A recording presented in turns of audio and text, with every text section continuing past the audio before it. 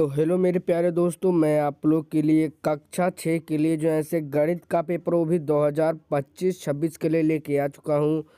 तो अगर आप लोग हमारे चैनल पर पहली बार आए तो चैनल को सब्सक्राइब कर लीजिएगा और वीडियो को दोस्तों तक शेयर कर दीजिएगा। तो चलिए हम लोग यहां से पेपर को हल करना स्टार्ट करते हैं। लेकिन वीडियो को स्टार्ट करने से पहले मैं आप लोग को एक स्क्रीनशॉट दिखाना चाहता हूँ। आप लोग ये एक स्क्रीनशॉट देख लीजिए ज़रूर।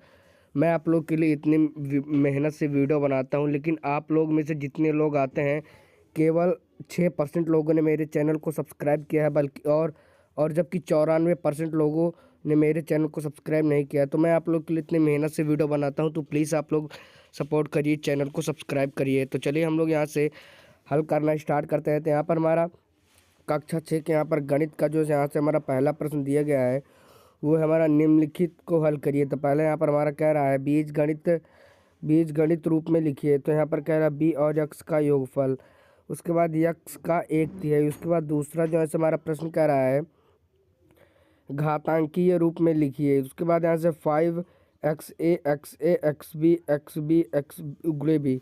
तो यहाँ पर आप लोग देख लीजिए, इसका पहले वाले को हम लोग यहाँ पर b + x लिख देंगे, ये उत्तर हो जाएगा। उसके बाद यहाँ से b वाला हमारा 2, उसके बाद यक्स इंटू 1/3 1/3 इसका सही हो जाएगा।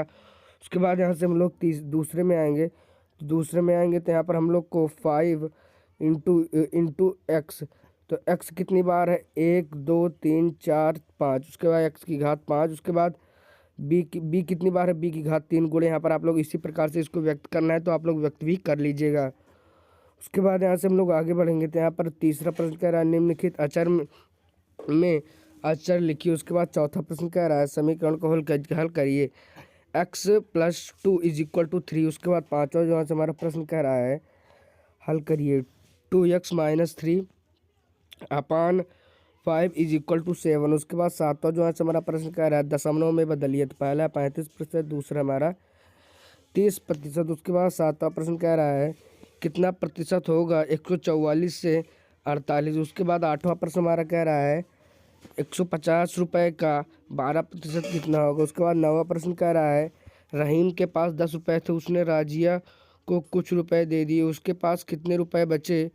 इस संबंध को अक्षर संख्याओं की सहायता से व्यक्त कीजिए। तो पहला हमारा कह रहा है बीजगणित रूप में लिखिए x का 5 गुना। उसके बाद 11वां प्रश्न कह रहा है चर अथवा अचर छाटिए। तो यहाँ पर आप लोग को दिया गया, तो आप लोग यहाँ पर छांट लीजिएगा। उसके बाद यहाँ से हम लोग आगे बढ़ेंगे। तो 12वां प्रश्न कह रहा है गुणा के रूप में लिखिए। तो आप लोग को यहाँ पर इसको यहाँ पर अपने हिसाब से गुणे के रूप में यहाँ पर व्यक्त करना है। पहला हमारा a² b²। उसके बाद दूसरा हमारा 9ab³। उसके बाद दूसरा प्रश्न कह रहा है निम्नलिखित प्रश्न को हल करिए। तो पहला कह रहा है यदि a = 5 b = 9 तो a + b = 14 का मान ज्ञात कीजिए। उसके बाद दूसरा प्रश्न कह रहा है किसी व्यक्ति की वर्तमान आय ए है, उसकी आय प्रतिवर्ष बी गुनी हो जाती है, 3 वर्ष बाद उसकी आय कितनी होगी। उसके बाद तीसरा प्रश्न कह रहा है समीकरण x/2 - 1 को हल कीजिए। उसके बाद चौथा प्रश्न कह रहा है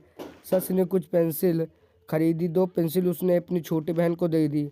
अब उसके पास यदि 3 पेंसिलें बची हैं तो कुल पेंसिलें खरीदी थी, यहाँ पर आप लोग को बताना है। उसके बाद पांचवा प्रश्न कह रहा है एक विद्यालय के कक्षा 6 में 100 बच्चे पढ़ते हैं, इनमें 40 लड़के तथा शेष लड़कियां हैं, ज्ञात कीजिए लड़के और लड़कियों की संख्या का अनुपात। उसके बाद यहाँ पे लड़कों की संख्या और कुल बच्चों की संख्या में अनुपात। उसके बाद यहाँ से आप लोग को इसको बताना होगा, आप लोग यहाँ पर इसको ध्यान से यहाँ पर कर लीजिएगा। उसके बाद यहाँ से हम लोग छठे प्रश्न पर आएंगे। तो 15:18 समानुपात 45:54 की सत्यता की जांच कीजिए। उसके बाद यदि 6/18 यक्स 15 समानुपाते हैं तो यक्स का मान ज्ञात कीजिए। उसके बाद आठवां प्रश्न कह रहा है श्रुति ने 65% अंक वार्षिक परीक्षा में प्राप्त किए हैं, यदि पूर्णांक 50 का रहे तो श्रुति ने कितने अंक मिले। उसके बाद नौवां प्रश्न कह रहा है एक उद्यान में 37.5% पेड़ जामुन के हैं, शेष पेड़ आम के हैं, यदि उद्यान में पेड़ों की संख्या कुल 40 है तो आम के पेड़ों की संख्या कितनी होगी। उसके बाद 10वां प्रश्न कह रहा है निम्नलिखित त्रिभुजों के नामांकित कर भुजा भुजा भुजा सर्वांग समता प्रतिबंध का प्रयोग करके बताइए कौन सी यहाँ पर होगी। उसके बाद यहाँ से आप लोग को इसके चित्र में 10वें के अनुसार यहाँ पर आप लोग को इसको कर लेना होगा। उसके बाद यहाँ से हम लोग आगे बढ़ेंगे। तो यहाँ पर हम लोग देखते हैं कि यहाँ पर हम लोग प्रश्न संख्या 3 पर आ गए हैं।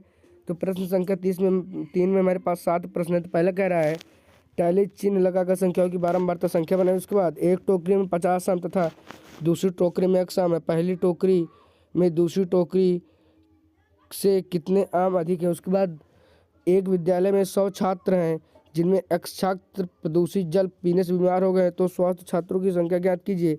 और तीसरे में यहाँ पर हम लोग को 2 समीकरण दिया गया, इसको हल करना होगा। उसके बाद चौथे में हमारा किसी संख्या का आधा उसकी चौथाई से 10 गुना है। यहाँ पर आप लोग देख लीजिए कि यहाँ पर इसके बाद लगभग यहाँ पर आप लोग को जो है समीकरण दिया गया है, तो आप लोग इसको हल कर लीजिएगा। उसके बाद 6 और 7 प्रश्न को भी यहाँ पर आप लोग देख लीजिएगा और यहाँ पर तैयार कर लीजिएगा। तो आशा करता हूँ कि आप लोग को वीडियो पसंद आएगी, और वीडियो पसंद आई हो तो वीडियो को करिएगा लाइक और चैनल को करिएगा सब्सक्राइब। आप लोग ज़रूर से सब्सक्राइब करिएगा, क्योंकि मेरे भी इस समय सब्सक्राइबर नहीं बढ़ रहे हैं। तो प्लीज़ आप लोग चैनल को जरूर से सब्सक्राइब करिएगा। तो चलिए मैं मिलूंगा एक और वीडियो में, तब तक के लिए जय हिंद, वंदे मातरम।